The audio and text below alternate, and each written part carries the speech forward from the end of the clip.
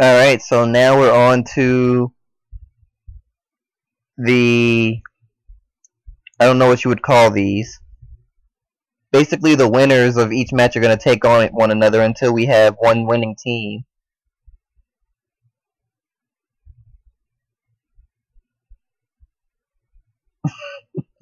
And Zane hasn't had a chance to draw his cards yet. Whereas Lexi has already decided that she's going with tails for the coin. She gets tails for the coin. Just doing all this as Zane is figuring out what he wants to do with his hand and whatnot.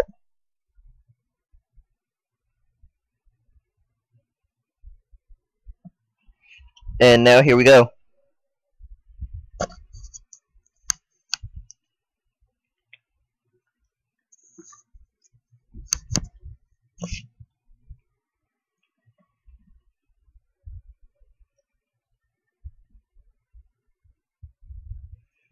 So let's see.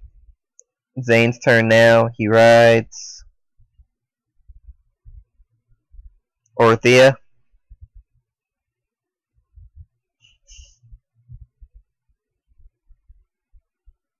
And Alexis doesn't guard.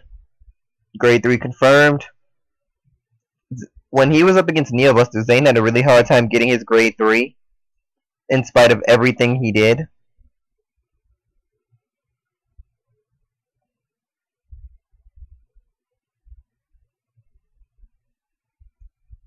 He was able to top deck it at the right time, but had he not, it would have been a real problem. Alexis rides Sleeping Taper. I'm almost certain she would have rather called that the rear guard due to its ability. Think of it like Compass Lion except with resist. If it attacks the Vanguard, it can give one other rear guard an additional 4,000 power. Zane having mouse problems like usual. And Alexis cannot ride. Or doesn't want to ride. Probably doesn't want to.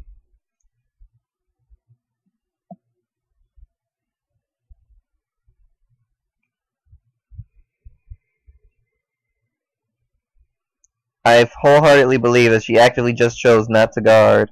I mean, not to ride. And there are two perfect guards in the damage zone now.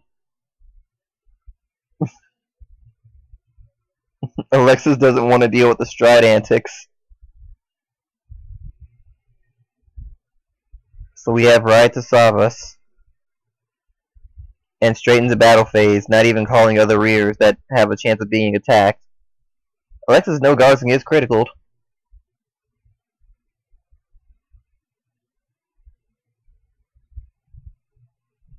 And this match is just going really bad for both of them, for different reasons.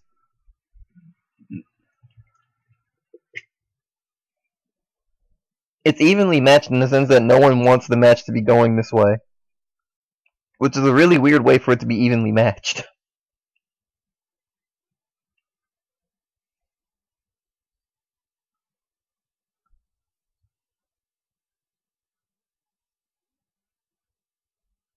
So call the critical trigger and the duckbill. Duckbill's power on the critical trigger. The stride skill gives power to both the critical trigger and to the duckbill. And now Koala's skill has the ability to activate as well, giving power to the critical trigger. So that's a 27,000 critical trigger. It started at 3k. It started at 3k. That motherfucker started at 3k.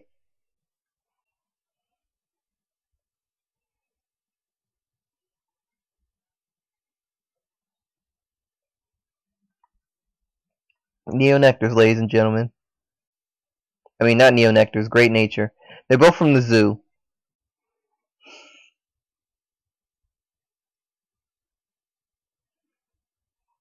So now, for a counterblast one, is it counterblast one? Yes, it's counterblast one. A critical trigger into hand gives her extra guard. Also 2 draws, one from Duckbill and one from Koala.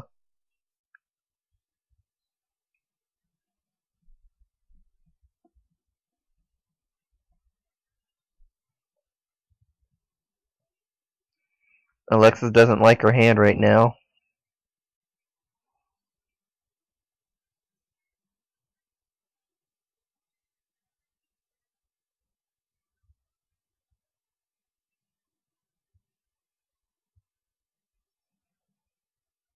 And Zane is doing things. Not entirely sure what he's doing.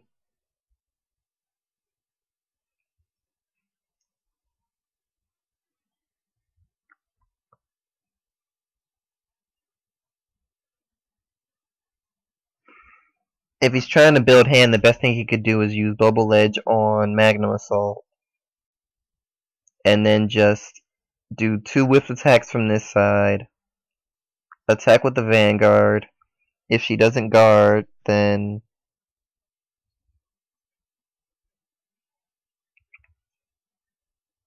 that.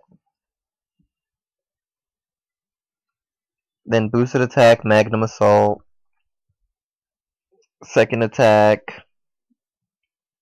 Boosted attack, Magnum Assault, then Counter Blast to attack again, and that gives 2 draws. As well as the draw that he's going to get from Title Board actually being allowed to hit.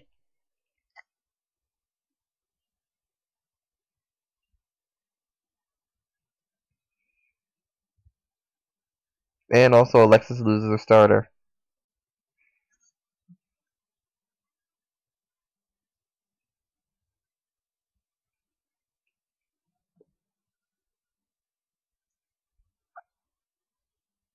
Decides to do a 4th attack for no reason. Did Alexis guard?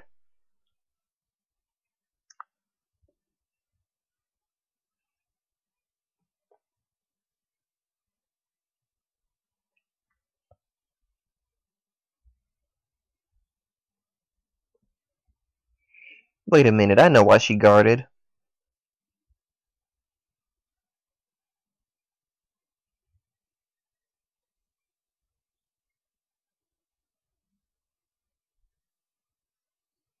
She wants certain units in drop zone so she can Legion.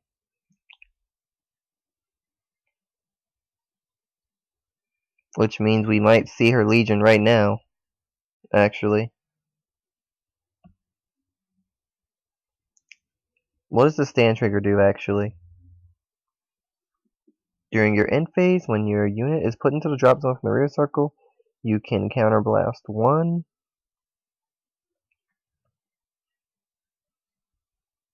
When this unit is put in the rear guard from the drop zone, you can counterblast 1. If you do, search your deck for another copy of this, reveal it to your opponent, put into your hand. So it's basically the critical trigger, except 1k more, and it takes a generation break because it's 1k more.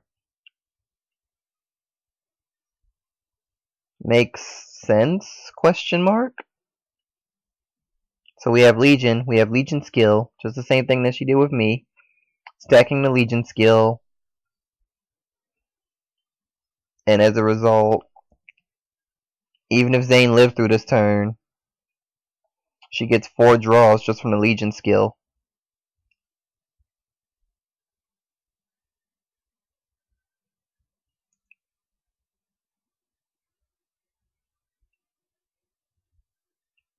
She chose Tapir. I'm wondering why, considering that,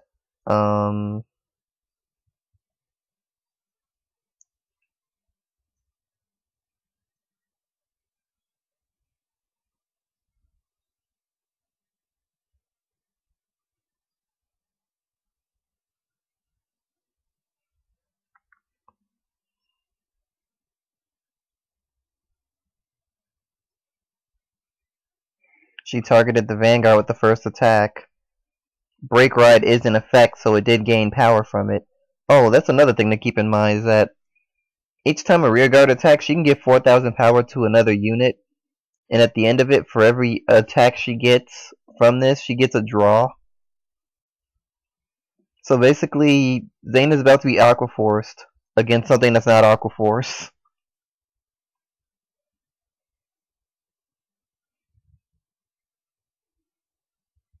Well, you would be if some of those Crayon Tigers were on the field. Luckily for Zane, they're not, though, because that would be truly unfair.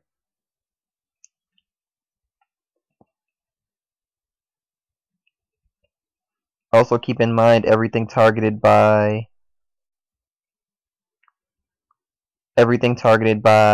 the Legion skill, which was literally everything that was on the field at the time, is going to return straight back to the field.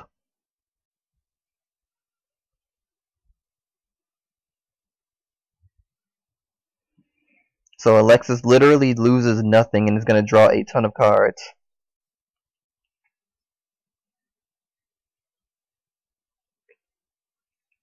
Great nature. It's balanced. I can imagine Bushiroad just saying, "We swear to God, this is balanced."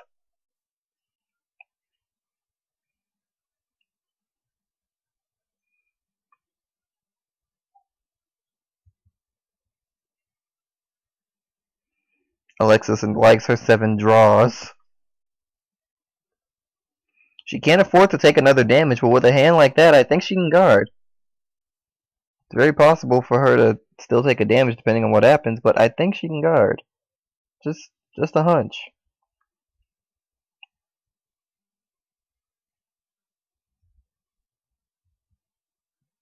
I'm counting a 17 card hand if I'm looking at it correctly.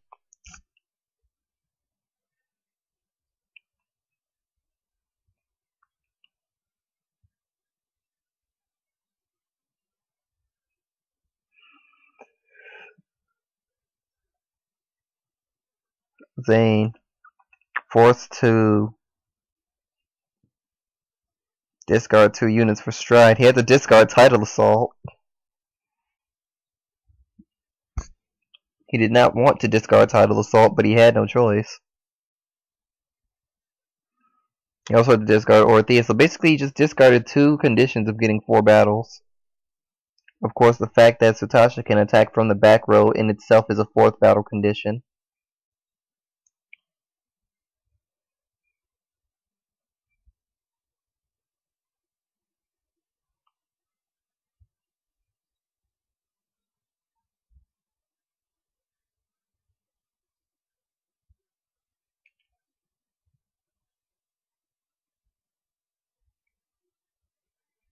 And now he has another Tidal Assault on the field. His stride was, of course, Lambros.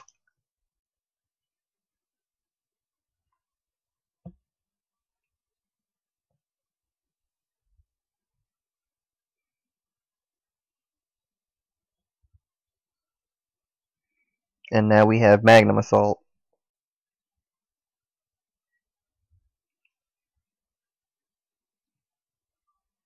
So Zane pretty much has as many battles as he damn well pleases.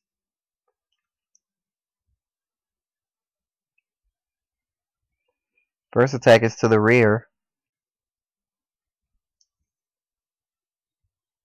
Second attack is to the other rear.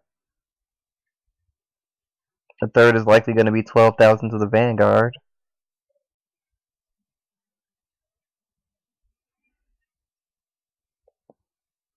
Which can hit, by the way, so Alexis does have to guard it.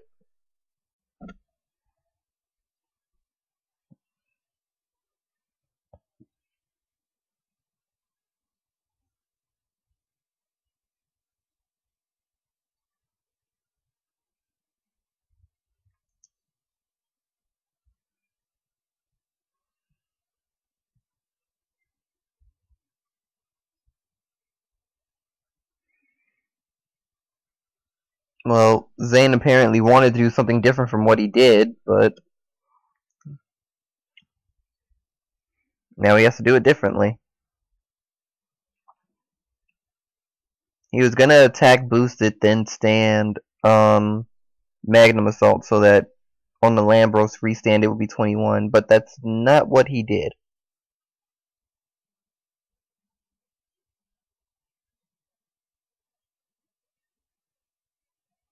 So it's 12,000 to the Vanguard.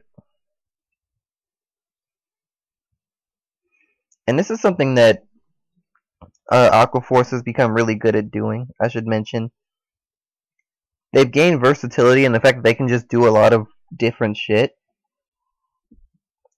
And no matter what the deck build is, it gives them a possibility of being able to do a lot of damage. I mean, literally, no matter what you decide to do with a deck that is Aqua Force, as long as you can stride Lambros, you'll find a way to win.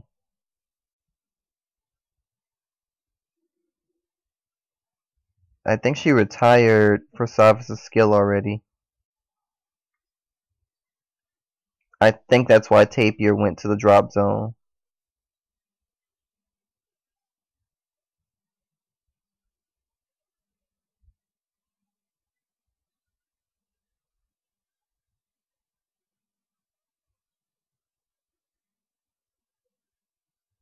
Nope, she intercepted to get rid of Tapir, so she forgot Savas.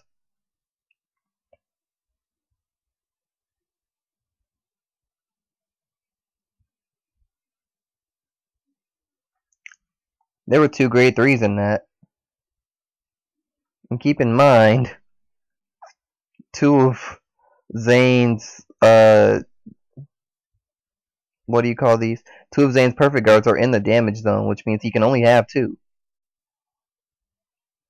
If Alexis is able to keep enough hand to actually have a generally good offense, she might be able to win next turn.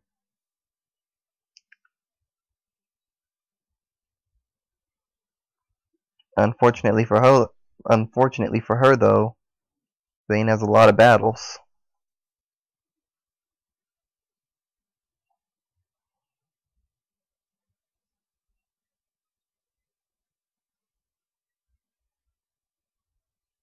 And Alexis survives.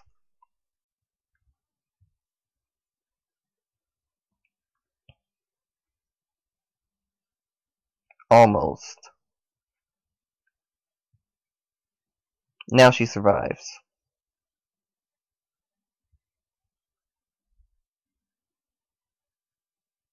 Probably the most battles you'll see happen in one turn. Alexis, the only person who'd be able to survive all of them.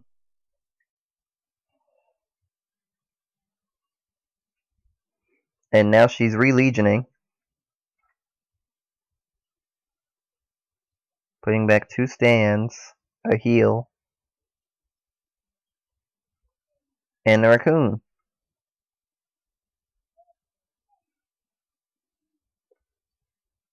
She still has a raccoon and drop. That's what I was checking for. Calls 1.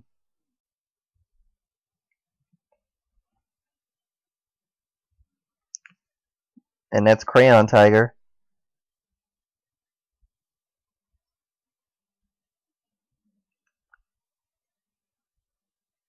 Power to Guru and the raccoon.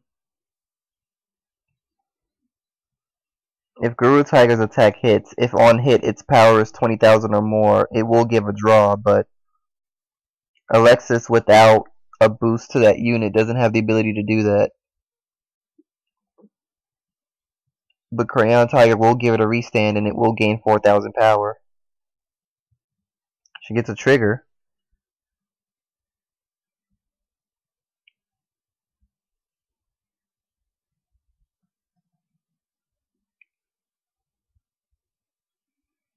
Gave the trigger to Crayola.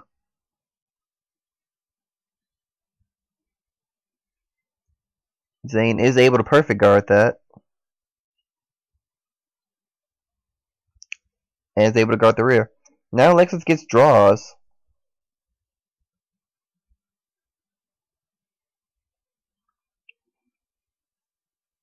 She gets 2 draws for the 2 limit break for the Legion skill, 1 for each retire, an unflip for each retire as well, a raccoon in hand,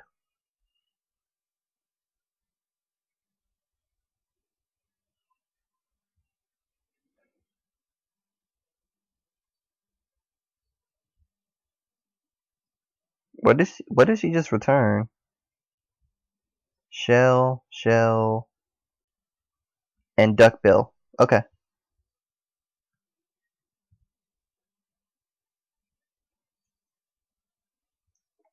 Yes, she is.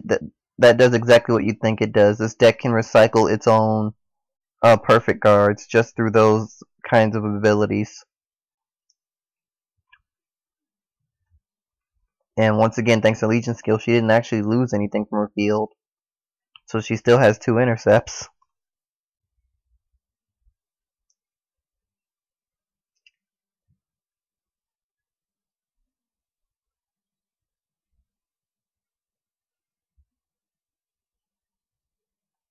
And now we see another Lambros.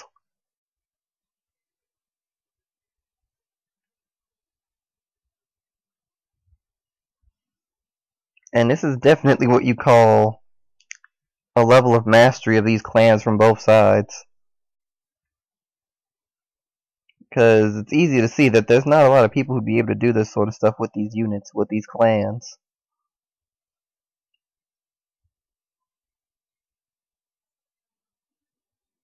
First 2 attacks are at the rear guard.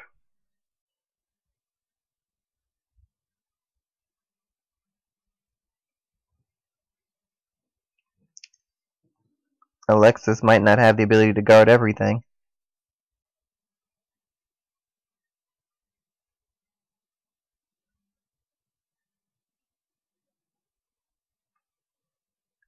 And I'm really curious to see what he does with this unit. Because he can give one unit 10,000, 2,000 power and switch his position with another unit. He's probably going to give Magnum Assault 2,000 power and move it with, or that.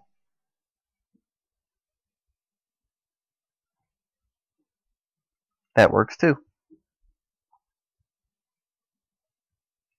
Stands both those units. They both gain 10,000.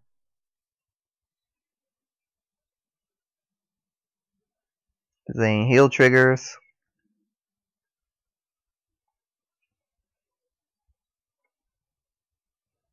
And another heal trigger.